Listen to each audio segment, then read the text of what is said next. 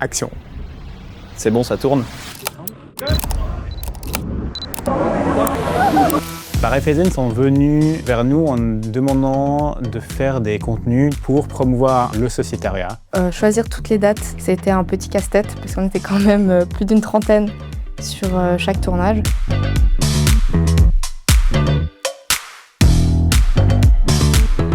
Pour préparer un tournage comme celui-là, on part du script. Donc la première chose à avoir, c'est vraiment un scénario et du coup c'est un texte sur exactement tout ce qu'on va filmer et toute l'histoire. Et du coup, j'ai proposé une série de concepts d'abord, ils en ont choisi un.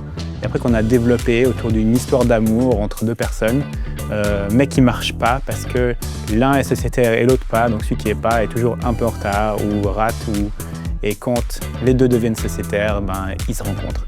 Ça nous permet de passer à travers tous les avantages d'être sociétaire, de faire une version longue qui est super sympa, où on a un peu une histoire d'amour, et d'avoir des versions courtes, des capsules, qui mettent en avant chacun des avantages du sociétariat. Mon rôle le jour J, c'était que tout le monde sache ce qu'il devait faire, où il devait être, que les délais soient respectés niveau le planning de la journée. D'un point de vue logistique, ce que j'ai dû aussi organiser et mettre en place, c'était les différents lieux de tournage. Donc on avait des lieux, on a dû trouver en bord de route, une maison, un chalet pour pouvoir faire la scène dans le restaurant. Ah non, le train. J'ai oublié le train. Faire une production de cette taille-là, c'est pas quelque chose qui se fait tout seul. Faire des films, c'est des sports d'équipe et du coup, c'est vraiment important d'avoir des gens compétents à chaque poste.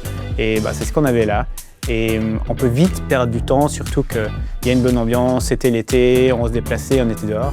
Mais en même temps, ça reste du travail et puis que chacun sache ce qu'il doit faire, à quel moment, et puis d'avoir cette structure, c'est ce qui permet d'être efficace et d'avoir un super résultat à la fin. Au début du montage, il y a eu une première phase où j'ai regardé toutes les images et puis j'ai sélectionné les meilleures scènes. Ensuite, il a fallu travailler le rythme avec la musique qui est venue en dessous. Il y a eu aussi l'enregistrement de la voix off qui est venue enrichir tout ça. Et ensuite, du sound design. Il y a eu également une partie qui a été tournée dans un festival où il y avait énormément de bruit. Du coup, les sons des voix, les dialogues ont été réenregistrés par après dans nos studios avec un ingé son qui est venu.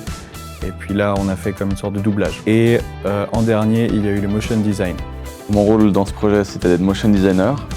J'ai donc animé la globalité du projet pour le choix des styles d'animation.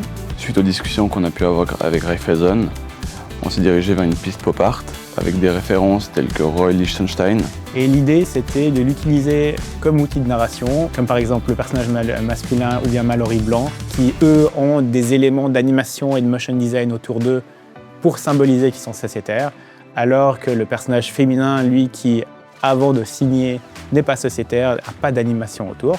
Et on a une transition au milieu du film quand elle signe et puis qu'elle a des animations. Donc au total pour ce projet, on a livré 48 fichiers vidéo.